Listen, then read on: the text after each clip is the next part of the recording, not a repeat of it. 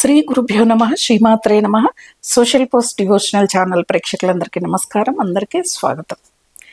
ఇప్పుడు మనం అక్షింతలు ఎలా తయారు చేయాలి. అక్షింతలు చాలామంది కొంతమంది నీళ్లు అలా బియ్యం మీద చల్లి పసుపు కుంకుమ వేసి కలుపుతూ ఉంటారు. కొంతమంది తెల్ల బియ్యంతోనే అక్షింతలను చేస్తూ ఉంటారు.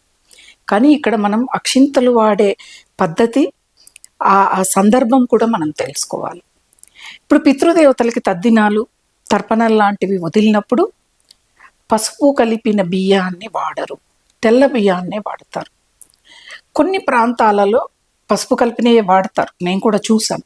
కాకపోతే తెల్ల బియ్యాన్ని అక్షింతలుగా వాడతారు, పితృకార్యాల్లో మాత్రమే. మరి పసుపు కుంకుమ కలిపి దేవుడికి మనం అక్షింతలు వేస్తే మంచిది. చాలామంది రోజుకు ఒక 4 అక్షింతలు తీసుకొని అన్ని దేవుడి చిత్రపటాల మీద చల్లి దండం పెట్టుకుంటూ ఉంటారు. అది మా అమ్మగారికి బాగా అలవాటు, బాగా గుర్తు మాకు. అమ్మ అలా అక్షింతలు వేసి దండం పెట్టుకోవటం. అయితే పసుపు కుంకుమ రెండూ కలిపి నూనెతోన నెయ్యితో కలపాలనా అన్న సందేహం ఉంటుంది అందరికీ కూడా. మన ఇంట్లో ఆవు నెయ్యి ఉందనుకోండి, లేదు ఒక చిన్న ప్యాకెట్ లేకపోతే ఒక 50 గ్రాములు తెచ్చిపెట్టుకోండి. శుక్రవారం పూట ఆవు నేతితో దీపం పెడితే చాలా మంచిది కదా. కొంచెం ఆవు నెయ్యి ఇంట్లో ఉండాలి. పూర్వకాలంలో అండి ఆవు నెయ్యి ఇంట్లో సాధన చేసే వాళ్ళ ఇంట్లో నెయ్యి, పాలు, పెరుగు తప్పకుండా ఉండాలి. ఇవి ఉంటే ధనవంతులు. ఎప్పుడు పాలు సమృద్ధిగా, పెరుగు సమృద్ధిగా ఆవు నెయ్యి ఇంట్లో ఉంది అంటే వాళ్ళు ధనవంతులు. ఇంటి ముందు పశువులు, పాడి పశువులు ఉన్నాయి అంటే అమ్మాయిని ఇచ్చేవాళ్ళు. వీళ్ళకి దిగులేని లేదు, వీళ్ళకి ఆకలి అనేదే తెలియదు, పశువులు ఉన్నాయి ఇంటి ముందు అనేది వాళ్ళు చూసి ఇచ్చేవాళ్ళు. అలాగే ఇంట్లో సంతానం ఎక్కువ ఉన్న, సంతానం చాలామంది ఉన్నారు, ఒకరి కష్టం వస్తే ఇంకొకరు ఆదుకుంటారనే ఆలోచనతో కూడా ఇచ్చేవాళ్ళు. అవునా? మరి అటువంటి ఆవు నేతితో పసుపును కలపాలి, కుంకుమని కలపకూడదు. కుంకుమ కలిపిన అక్షింతలు ఎప్పుడు వాడాలో అది కూడా చెప్తాను నేను. మనము నోములు, వ్రతాలు, పూజలు, సత్యనారాయణ స్వామి వ్రతాలు ఇవి చేసుకుంటాం కదా ఇంట్లో. నోములు, కార్తీక మాసం నోములు ఉంటాయి, శ్రావణ మాసం నోములు, వరలక్ష్మి వ్రతము, గౌరీ నోములు, ఇవన్నీ ఉంటాయి కదా. వీటికి మాత్రం పసుపు, ఆవు నెయ్యి, కొంచెం ఎక్కువగా ఆవు నెయ్యి కాదు, ఈ అక్షింతలకి పసుపు పట్టుకోవాలి అంతే. అలా వేసి కలిపి కొంచెం ఆరబెట్టి పెట్టుకోండి. అక్షింతలు ఇంట్లో ఒక చిన్న డబ్బాకైనా ఉండాలి అండి. అస్సలు అక్షింతలు లేని ఇల్లు ఉండకూడదు. అలాగే మరి కుంకుమ ఎప్పుడు కలపాలమ్మా? పసుపు ఒకటే చెప్పారు, బియ్యమే అక్షింతలుగా చెప్పారు. కుంకుమని దేనిలో కలుపుతారు? ఎప్పుడు కుంకుమని కలుపుతారు అంటే మనం రౌద్రమైన పూజలు చేసినప్పుడు. రౌద్రమైన పూజలు అంటే ఇప్పుడు మనం దశమహావిద్యలు అనుకోవచ్చు. ఉగ్ర రూపంలో ఉన్న అమ్మవార్లు ఉంటారు, వాళ్ళకి కుంకుమ కలిపిన అక్షింతలు వేస్తారు.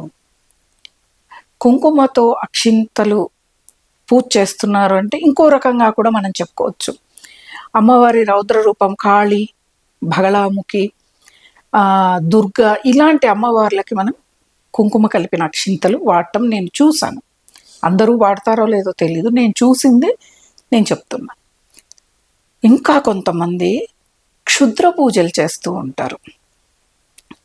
క్షుద్ర పూజలు ఉన్నాయి కదా, అవి ఆ క్షుద్ర పూజలు చేసేటప్పుడు కూడా కుంకుమ బాగా ఎర్రగా ఉన్న కుంకుమని అక్షింతలకి ఎక్కువగా పట్టిస్తారు. వాళ్ళు బియ్యంకి పట్టించి దానిలో వాళ్ళు ఆవు నెయ్యి వేయరు, నూనె పోసి కలుపుతారు.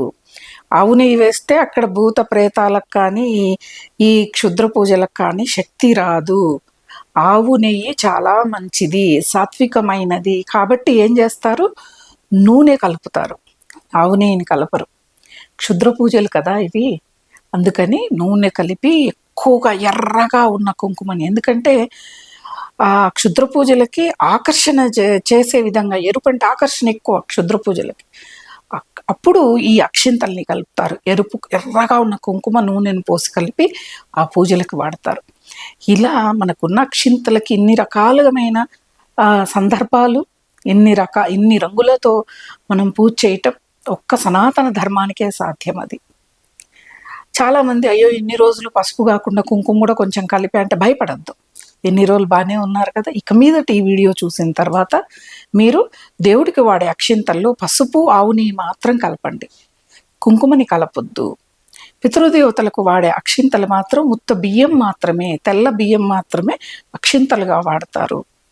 ఇలా వాడటం మన సాంప్రదాయం. మన సనాతన సాంప్రదాయంలో ఒక్క అక్షింతలకే ఇన్ని వేరియేషన్స్ ఉన్నాయి. ఇంకా ఎన్ని ఉండాలి. అందుకే మనం అన్ని వీడియోలు చూడాలి, అన్ని పుస్తకాలు చదవాలి, జ్ఞానాన్ని పెంపొందించుకోవాలి. అంటే అన్నిటినీ కూడా మనం ఆస్వాదించి అన్ని విషయాలు తెలుసుకుంటే జ్ఞానం మాత్రం తప్పకుండా పెరుగుతుంది. స్వస్తి.